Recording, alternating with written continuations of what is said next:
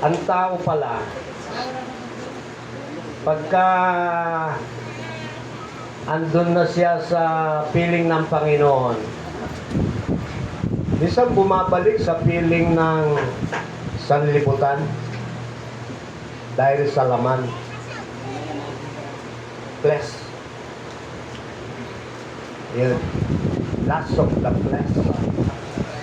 Na dapat, kung talagang sa Panginoon ka, itatatwa mo yan.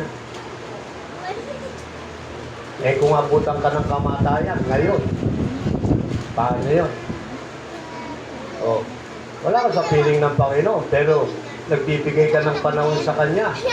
Eh mas maraming panahon ngayon ang ginugugol mo doon sa flesh. Hirap, mga kapatid. Kaya kung nandun ka na sa Panginoon, huwag ka nang aalis.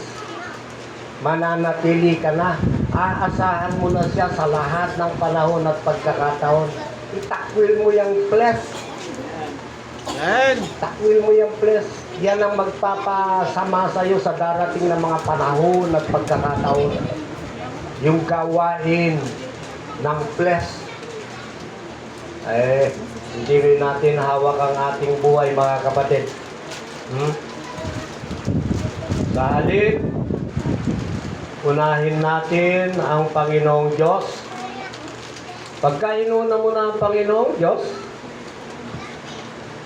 yung pamilya, yung nga, nahihirapan tayo na akayin sila para sa Panginoon. Pero pinagsusumikapan natin ay kung biglaan. Maraming malakas ngayon, natutumba na lang eh. Maraming malakas ngayon, pag-drive, binangga, patay. Lahat, pwedeng mangyari. Baka naman mahuli ang mga pagkakataon, oras sa bawat buhay ng ating mga mahal sa buhay. Huwag naman sana. Ano? Kaya yung Ebanghelyo, pagpursigihan natin na tulungan tayo ng Panginoon. Kasi baka mahuli tayo eh. Umauna naman tayo sa kanila, walang mangangaral sa kanila.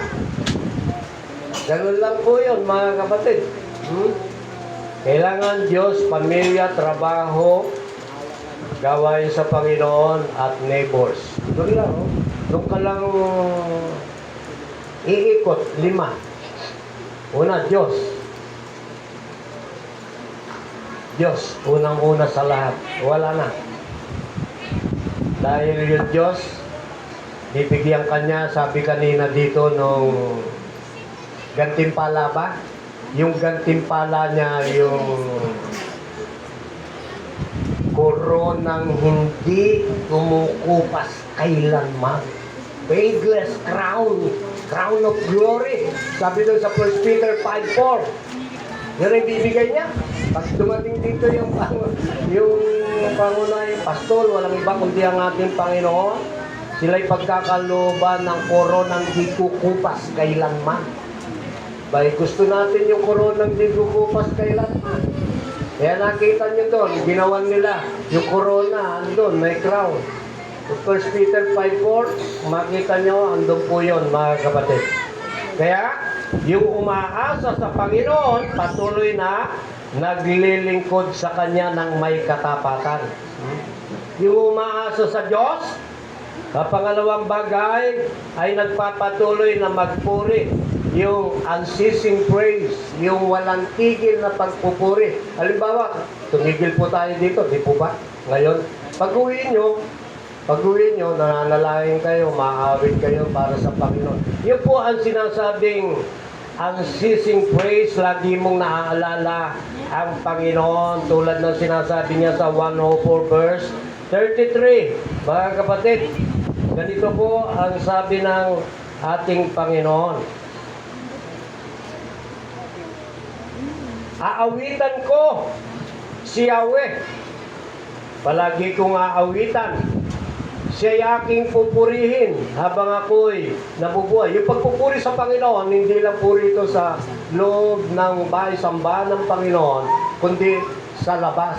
Ang pagpupuri sa Panginoon na sinasabi ko, pwedeng by praising and worshiping God, through hymn and song. Yung ibang pagpupuri na sinasabi po, mga kapatid, yung may pakilala mo ang Panginoon para siya mapapurihan. Maipakilala mo siya, mga kapatid, na siya'y makapangyarihan, siya'y bumabago ng buhay. Mga kapatid, nagpupuri tayo po doon. Pinakikilala natin yung kanyang kapangyarihan. Amen? Kaya yung nga po, ang ipagkakaloob natin sa Kanya yung walang katapusang pagpupuri habang tayo'y nabubuhay. Amen.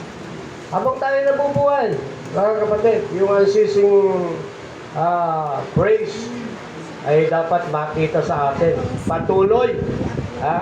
Yung kaloob niyang buhay, gamitin natin sa Kanya. Yung utos niya, sundin natin upang pagpalain tayo. Amen?